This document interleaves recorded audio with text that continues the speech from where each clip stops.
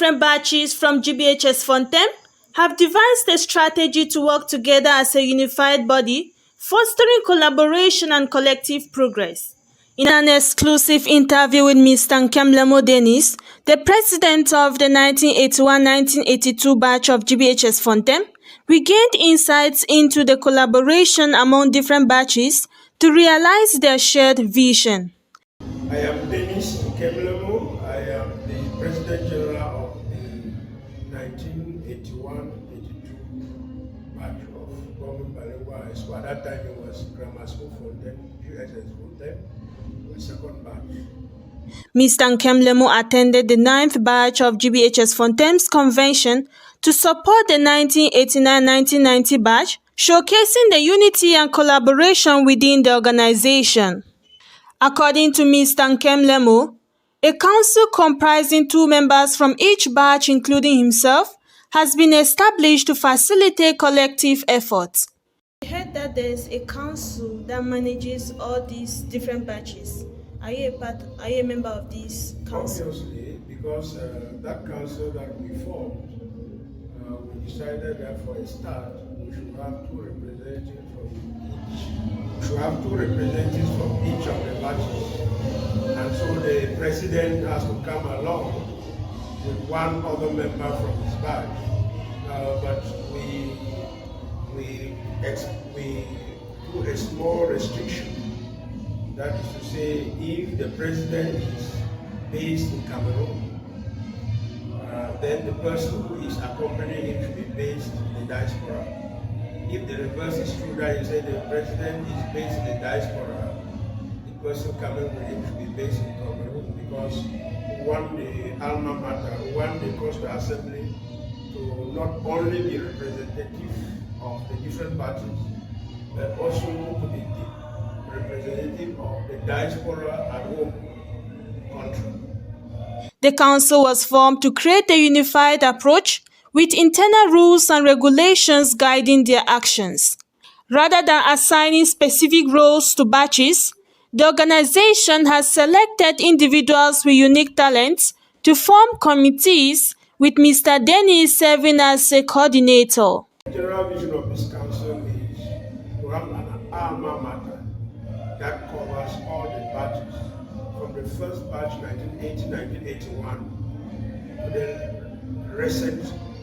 the most recent batch, because previously batches have just been operating in the diverse rounds, and we see that individually batches cannot help the school as if they were to come together in an alma mater that cuts across the batches.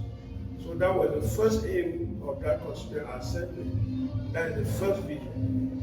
And with that vision, we have decided to start. The first thing that we have to do is to form internal rules and regulations, a constitution, which will guide us how to act. So presently we are working on a constitution that will be binding to all the parties, because you cannot have an association without rules that guide and set the procedure that things should be done. So that we are working on.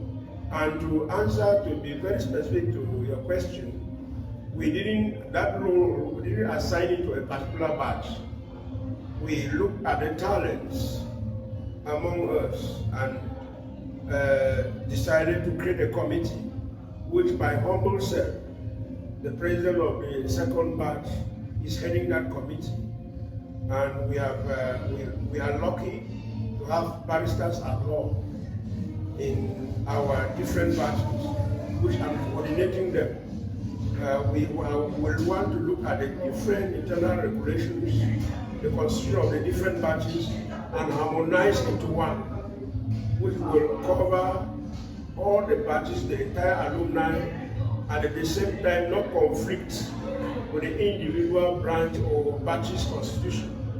So that is the project we are working on that now. Immediately work on that, get to the end of that and establish it, then we will start thinking of other projects. Reflecting on the history of GBHS Fontem, Mr. Nkemlemo noted the school was created by the previous president of Cameroon to provide an affordable alternative to the expensive Seat of Wisdom College, which was the only functioning school in the Lebialem division at the time. He emphasized the significance of GBHS Fontem in shaping the organization's identity and their commitment to rebuilding their alma mater. Fontem at the time was opened in 1980 by late President Amadou Ahidjo, 1980. The first government secondary school, the entire what is known today as the Tani BLM, was government high school Mamfe, where there was no road to go there. And if you were not to school in Mamfe, the nearest, the closest, I was talking of the closest government school, grammar school Mamfe. If you were not to go to grammar school Mamfe, the closest again nearest government school that you could attend was either in Bamenda or in Kumba or in Boya. The only secondary school in Lebialem at that time, the present known Lebialem at that time was Fontem subdivision, was Seat of Wisdom College, whose fees was extremely high. So with the opening of grammar school Fontem in 1981 academic year by late President Ahidjo, many people in Lebialem from poor background who could not send their children to Seat of Wisdom because of the exorbitant fees, who could not send their children far away in Mamfe, in Bamenda or Kumba, were now opportune to send their children to grammar school. Concluded by emphasizing the fundamental human right to education and encouraging everyone to invest in their children's educational development. How many years will I still live on this earth? It is these children now that are the future. If we destroy the education, we destroy the future. So the first motivation that I have is that every parent like myself investing in future should invest in education of the children. Who would take the relay? Every parent's dream is that his child should be more than him or her. But if we don't, children are not going to school in our own area, it means that we are preparing a future of professional illiteracy, stark illiteracy. So that's my first motivation. And we are talking to everybody who is considered an obstacle to education, opening people's eyes to see, but they can fight their fights. Nobody is stopping them. We don't even have the ability to stop them. But they should allow their own children, because they are our children, they are also their children, their brothers and sisters, to school so that they have a future tomorrow to even govern the country that they want to create. Because if it is possible that that country comes, I don't know how possible it is, but if it is possible, who will govern that country when you block the children from going to school? So I think we are trying to educate everybody. The motivation is there because there is a dire need for everybody's importance of education in the modern world. The best thing you can give to a child is education. And educating children is a fundamental human right. And that is where we are opening the mind of everybody to understand that. Reporting for Gasa Media, I am Safe Mary.